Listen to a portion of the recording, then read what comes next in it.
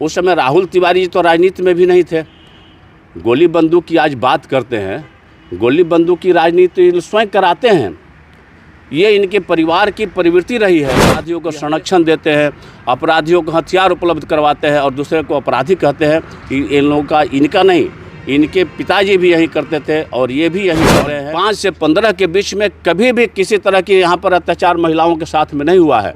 15 से 24 के बीच में यहाँ पर महिलाओं के साथ में भी अत्याचार हुआ है और बिहियाँ में भी महिलाओं को नग्न कर करके, मान लें कि 15 के बाद में जो यहाँ पर नंगा नाच बिहियाँ बाजार में भी हुआ। कौन गुंडे प्रवृत्ति के लोग हैं वो बता दें। गुंडे प्रवृत्ति के लोग अगर चाहते हैं कि वो लोग जो शाहपुर की जनता मुनि देवी को 2 बार विधायक बनाई, 2015 में विश्वेश्वर ओझा को 55,000 वोट मिला, तो क्या वो सारे लोग अपराधी और गुंडे प्रवृत्ति के लोग हैं? उनके नजर में जो भाजपा को और एनडीए प्रत्याशी को वोट देते हैं वो गुंडे अपराधी प्रवृत्ति के हैं। तो अगर यही समझ है उनको है तो इस समय आने दीजिए उनको, इसका सबका इस बार खमियाजा उनको भुगतना पड़ेगा और जनता सबक उनको सिखाएगी। करजा चौकी नौरंगा जो पथ है कल से काम लग गया।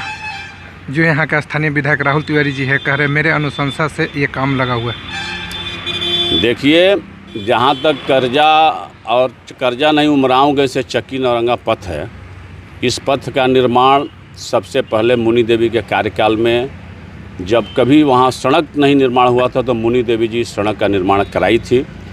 और ये सड़क का निर्माण नहीं हो रहा है, सड़क की मरम्मती हो रही है। जो पूर्व से सड़क वहाँ बना हुआ था, ये निर्माण काम नहीं है। इसका टेंडर आप देखिए, ये उन्नयन योजना, उन्नयन का मतलब है कि जो पहले से काम हुआ है उसको उन्नयन, उसको मैंने विकसित किया गया, जो टूटा हुआ है उसको मरम्मती किया जा रहा है। और जो भी अगर इसका श्रेय कोई ले रहे हैं कि मेरे अनुशंसा पर हुआ है, तो ये सरकार की पॉलिसी है। ये जो भी सड़क का निर्माण हो रहा है सरकार के पॉलिसी के तहत इस सड़क का मरम्मती कार्य हो रहा है।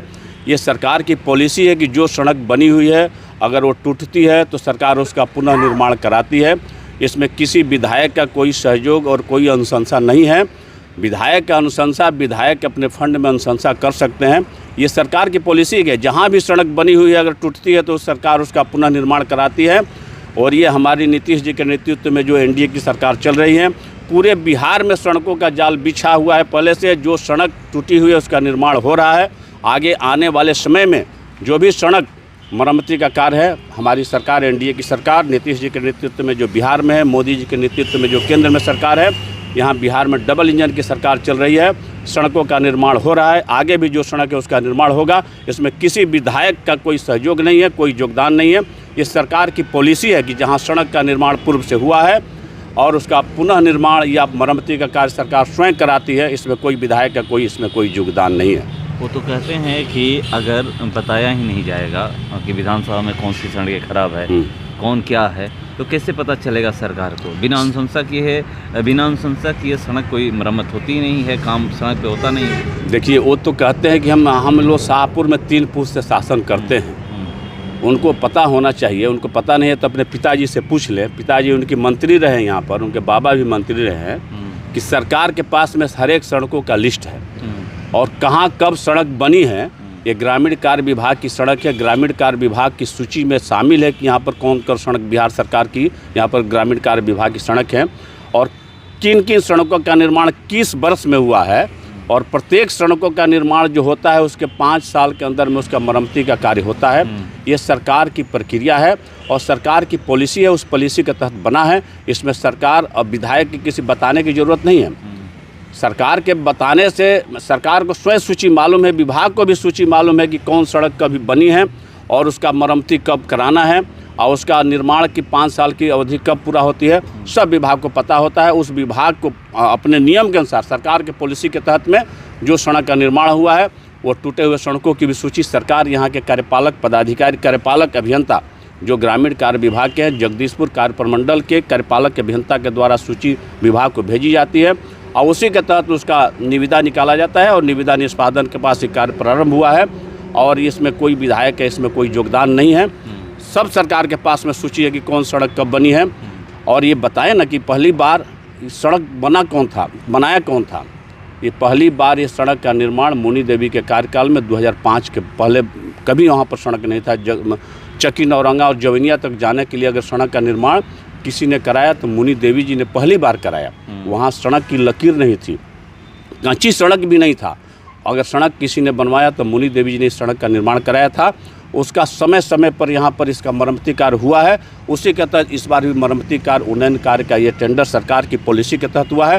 ये सरकार का पॉलिसी है, सरकार का निर्णय है, इसमें विधायक का कोई योगदान नहीं है। अब विधायक का योगदान की बात कर रहे हैं, मगर आप लोग तो आवाज़ उठाते हैं ना कि विधायक क्या कर रहे हैं, सड़कें खराब है विधानसभा क्षेत्र की। आवाज़ उठाते हैं हम लोग। अब विधायक जी कहते हैं कि हमने बनवाया, और एक तरफ विधायक जी कहते हैं कि मेरा कोई बात ही नहीं सुनता है, सरकार में कोई मेरी बात नहीं सुनती है, मेरी सरकार नहीं है, हम कैसे काम करा पाएँ। तो इसमें अनुशंसा वहाँ उनका कहाँ से लागू हो गया, जब उनका कोई बात ही नहीं सुन रहा है, कोई पदाधिकारी ही नहीं सुन रहा है, उनका कोई मंत्री ही नहीं सुन रहा है, तो उनका अनुशंसा कैसे मान्य हो गया। और जहाँ तक रही सड़क निर्माण की कार्य, ये सड़क का निर्माण कार्य तो पहले ही हो गया रहता। मैं बताना चाहता हूँ कि सड़क की निविदा का निष्पादन तो फरवरी मार्च में ही हो जाना चाहिए था। ये 10 महीना विलम्ब किसके चलते हुआ। निविदा निकलने के बाद और इस निविदा निष्पादन में 12 महीना लग गए, इसके लिए अगर कोई जिम्मेवार है तो यहाँ के स्थानीय विधायक हैं। 10 महीना विलम्ब हुआ, उन्होंने क्यों नहीं लिख करके दिया विभाग में कि 10 महीना से टेंडर निकला हुआ है, उसका निष्पादन नहीं हुआ है। अगर इस संबंध में अगर कहीं विधायक जी अनुशंसा किए हों, विभाग के सेक्रेटरी के यहाँ जा करके लिखे हों कि जनवरी का ये निविदा है और दिसंबर आ गया, इसका तुरंत निष्पादन किया जाए, तो बताएं कि वो कहाँ लिख करके दिए हैं। अगर निविदा निष्पादन में विलम्ब हो रहा था, निविदा निष्पादन में निष्पक्ष निविदा का निष्पादन नहीं हो रहा था, उस संबंध में अगर जाकर के सेक्रेटरी से दीपक कुमार सिंह जी से अगर किसी ने पत्राचार किया है तो मुनि देवी जी ने किया है कि निविदा निष्पादन जल्द कराया जाए और नियमानुकूल कराया जाए। इसके लिए मुनि देवी जी ने किया है, उसका लेटर भी है, उस पर क्या कार्रवाई हुआ इसका भी सूची मेरे पास में है। अगर विधायक जी के चलते ही निविदा निष्पादन में 10 महीना का विलम्ब हुआ है और उनकी पैसा वसूली के चलते और उनकी कमीशन अपने बटोरने के चलते में 10 महीना विलम्ब हुआ, अपने लोगों के ठेका दिलवाने के चक्कर में 10 महीना विलम्ब हुआ है और उनके चलते ये कार्य प्रारंभ नहीं हुआ है। ये सरकार की पॉलिसी है, सरकार की पॉलिसी के तहत कार्य हो रहा है, सड़क का निर्माण हो रहा है। और चक्की नौरंगा ही सड़क नहीं, कई सड़कों का निर्माण कार्य का निविदा निष्पादन हुआ है और सभी सड़कों का निविदा निष्पादन हुआ है। उसमें आपका शाहपुर से बनाही वाला रोड का भी निविदा निष्पादन हुआ है।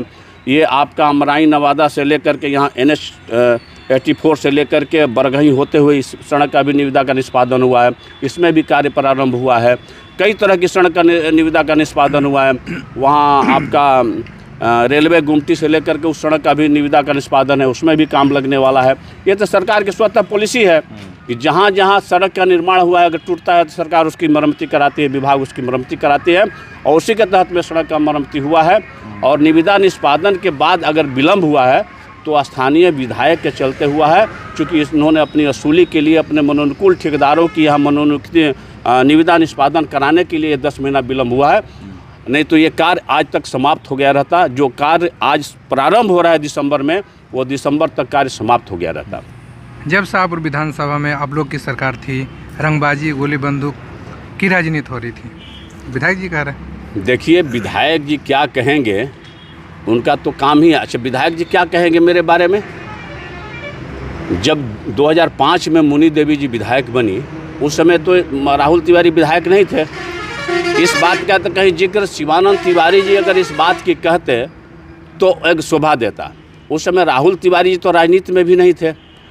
गोली बंदूक की आज बात करते हैं, गोली बंदूक की राजनीति स्वयं कराते हैं। ये इनके परिवार की प्रवृत्ति रही है।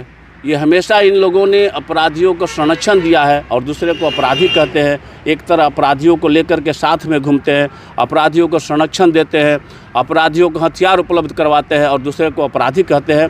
इन लोगों का, इनका नहीं, इनके पिताजी भी यही करते थे और ये भी यही कर रहे हैं। ये सामने दिखाई देता है। जनता यहाँ की जानती है कि कौन अपराधियों का संरक्षण देता है, कौन अपराधी यहाँ पर अपराधियों का निर्माण करता है। ये सब जनता यहाँ की जानती है, इसमें बताने की कोई ज़रूरत नहीं है। तो अब वो तो कह रहे हैं ना कि जब से हम आए हैं शांति फैल गया है विधानसभा में, ये लोग थे तो अशांति था। आपकी भी उम्र जितना हो गया, मान लीजिए जब से आप चैनल से आप जुड़े हुए हैं, तो अपराध कब हुआ, अपराध कब नहीं हुआ, 2005 से लेकर के 15 के बीच में आप अपराध की सूची निकाल लीजिए शाहपुर थाना से और बिहिया थाना से, और 15 से लेकर के 24 के बीच में शाहपुर और बिहियां थाना से अपराध की सूची निकाल लिया जाए और सारा आंकड़ा जोड़ दिया जाए कि 2005 से 15 के बीच में कितना शाहपुर विधानसभा में हत्या अपहरण लूट हुआ और 2015 से लेकर 24 तक शाहपुर विधानसभा में कितना हत्या अपहरण और लूट हुआ, स्वतः पता चल जाएगा कि किसके कार्यकाल में कितना हत्या हुआ, कितना अपहरण हुआ, कितना रंगदारी हुआ, कितना लूट हुआ, कितना छिनतई हुआ। ये कहने की बात नहीं है, ये तो सरकार के रिकॉर्ड में है। ये शाहपुर थाना और बिहियां थाना के सूची में दर्ज है कि 5 से 15 तक शाहपुर विधानसभा में कितना हत्या हुआ, कितना लूट हुआ, कितना अपहरण हुआ और 2015 से 24 के बीच में शाहपुर विधानसभा में कितना हत्या हुआ, कितना लूट हुआ, कितना अपहरण हुआ, कितना छिनतई हुआ, कितने महिलाओं के साथ में अत्याचार हुआ, रानी सागर में हिंदू और मुस्लिमों के बीच में दंगा हुआ। ये तो शाहपुर और बिहियां के थाना के रिकॉर्ड में है, ये कहने से थोड़े पता चल जाएगा। तो रानी सागर में जो होता है आप लोग करते हैं, आप लोग नहीं जाते वहाँ पर, हिंदू मुस्लिम नहीं करते तो नहीं होता। वो क्या जाके करते हैं, वो क्यों नहीं जाते हैं? वो यहाँ के स्थानीय विधायक हैं और किसी के साथ में अगर अत्याचार होता है तो क्यों नहीं जाते हैं, क्यों नहीं जाते हैं वहाँ पर? रानी सागर में अगर किसी दलित परिवार के साथ में अत्याचार होता है तो क्यों नहीं जाते हैं? क्या उनको दलित वोट नहीं देते हैं? आपसी झगड़ा था, आपसी झगड़ा था। वो कह रहे हैं कि आपसी झगड़ा था। मान लीजिए पुलिस के सुनने गया था वहाँ पर, आप जाने की क्या जरूरत थी? राजनीति करने आप लोग गए हैं। और वो क्या करने के लिए जाते हैं वहाँ पर? सेवई खाने के लिए सिर्फ जाते हैं, टोपी पहनने के लिए जाते हैं। अगर हिंदू परिवार के साथ में अगर कोई मुस्लिम परिवार अगर अत्याचार करता है तो क्यों नहीं जाते हैं वहाँ पर? क्या सिर्फ उनको मुस्लिम के ही वोट से ज़रूरत है, हिंदू के वोट से ज़रूरत नहीं है? क्या 2016 में जब रानी सागर के मंदिर से माइक उतार दिया गया था तो उसमें आपसी भाईचारा के चलते माइक उतार दिया गया था? हिंदू परिवार वहाँ रो रो करके, महिलाएं जो वहाँ पर सारे लोगों के, हमारे विरोधी दल के, हम लोग उस समय सरकार में नहीं थे, हमारे विरोधी दल के सब लोग नेता गए थे, मुनी देवी जी गई थी वहाँ पर, सारी महिलाएं रो रो करके वहाँ अपनी व्यथा सुना रही थे कि मेरे साथ, मेरे बेटी के साथ में इस तरह का अत्याचार किया गया। तो क्या भाईचारा के छत में किया गया था? वापसी वो तालमेल के साथ में किया गया था? ये उनका कहना गलत है, वो राजनीति कर रहे हैं।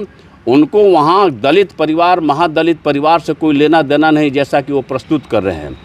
अगर इस तरह की बात है, हमारे जो भी हिंदू परिवार में अगर कोई भी अत्याचार करेगा, मेरे समर्थकों के साथ में अगर कोई भी अत्याचार और बलात्कार करेगा तो हम लोग वहाँ पर जाएंगे, उसके सुख दुख में हम लोग भागीदार बनेंगे। अगर इसको राजनीति मानते हैं तो ऐसा राजनीति हम लोग हमेशा करेंगे। वो तो कह रहे हैं ना कि जब यहाँ पे विधायिका मुनी देवी थी तो यहाँ के जो लोग हैं खुल के बात नहीं रखते थे, जब हम यहाँ पे चुन के आए तब लोग समझे कि विकास क्या होता है। मुनी देवी जी थी, उसी समय से लोग यहाँ पर बात अपनी रखते थे। मुनी देवी जी थी तो यहाँ पर महिलाएं खुल करके अपनी बात रखती थी और 5 से 15 के बीच में कभी भी किसी तरह की यहाँ पर अत्याचार महिलाओं के साथ में नहीं हुआ है। 15 से 24 के बीच में यहाँ पर महिलाओं के साथ में भी अत्याचार हुआ है और बिहियां में भी महिलाओं को नग्न कर करके, मान लें कि 15 के बाद में जो यहाँ पर नंगा नाच बिहियां बाज़ार में भी हुआ, सिकरिया में हुआ, दरिंदगी महिलाओं के साथ में हुआ, यहाँ पर भी बरिसवन में भी महिलाओं का मृतक लाश मिला। कई तरह की घटनाएं महिलाओं के साथ में अत्याचार हुआ है जो 15 और 24 के बीच में हुआ है और 5 और 15 के बीच में इस तरह का कोई अत्याचार नहीं। मैं आपके चैनल के माध्यम से कह रहा हूँ कि अगर उनको हिम्मत है तो 5 से 15 के बीच में वो विधायक हैं, 5 से 15 के बीच में जो हत्या, लूट, अपहरण हुआ शाहपुर थाना से और बिहियां थाना से सूची मंगा लें और 15 से 24 के बीच में जितने भी हत्या, लूट, बलात्कार, छिनतई यहाँ पर हुआ, महिलाओं के साथ में अत्याचार हुआ, हिंदू मुस्लिम हमारे हिंदू दलित परिवारों के साथ पर अत्याचार हुआ, उसकी सूची मंगा कर देख लें। स्वतः पता चल जाएगा कि 5 से और 15 के बीच में ज़्यादा अपराध बढ़ा है कि 15 से 24 के बीच में ज़्यादा अपराध हुआ है। ये तो थाना के सूची में है, कहने से थोड़े हो जाएगा। मुँह में तो सबको ये बलवान है कि 5 से 15 मुनी देवी के कार्यकाल में ज़्यादा हुआ। हम कहते हैं कि 15 से 24 के बीच में सबसे ज़्यादा यहाँ पर हत्या, अपहरण, लूट, बलात्कार, महिलाओं के साथ में अत्याचार हुआ है। शाहपुर थाना से और बिहियां थाना से इसका रिकॉर्ड मंगा कर देख लिया जाए, कहने से थोड़ा हो जाएगा। जनता सब जानती हैं और इसका जवाब समय पर जनता देगी। इंतजार करना है, समय बहुत नज़दीक है, उसका उनको खुद इसका खमियाजा भुगतना पड़ेगा। कह रहे कि जो गुंडे प्रवृत्ति के जो लोग हैं वो चाहते हैं कि पुनः वही लोग जीत गया है। कौन गुंडे प्रवृत्ति के लोग हैं वो बता दें। गुंडे प्रवृत्ति के लोग अगर चाहते हैं कि वो लोग जूत करके आए, इसका मतलब कि शाहपुर विधानसभा की जनता जो वोट देती है, एनडीए के प्रत्याशी को जो वोट देती है, तो वो गुंडे और अपराधी प्रवृत्ति के लोग हैं। शाहपुर विधानसभा के लोग जो भाजपा के प्रत्याशी को वोट देते हैं उसको गुंडा कहते हैं। वो तो सबक सिखाएगी जनता, यही उनको सबक सिखाएगी कि जो शाहपुर की जनता मुनि देवी को 2-2 बार विधायक बनाई, 2015 में विश्वेश्वर ओझा को 55,000 वोट मिला, तो क्या वो सारे लोग अपराधी और गुंडे प्रवृत्ति के लोग हैं उनके नज़र में? जो भाजपा को और एनडीए प्रत्याशी को वोट देते हैं वो गुंडे अपराधी प्रवृत्ति के हैं। तो अगर यही समझ है उनको है तो इस समय आने दीजिए, उनको इसका सबका इस बार खमियाजा उनको भुगतना पड़ेगा और जनता सबक उनको सिखाएगी, इंतज़ार कीजिए।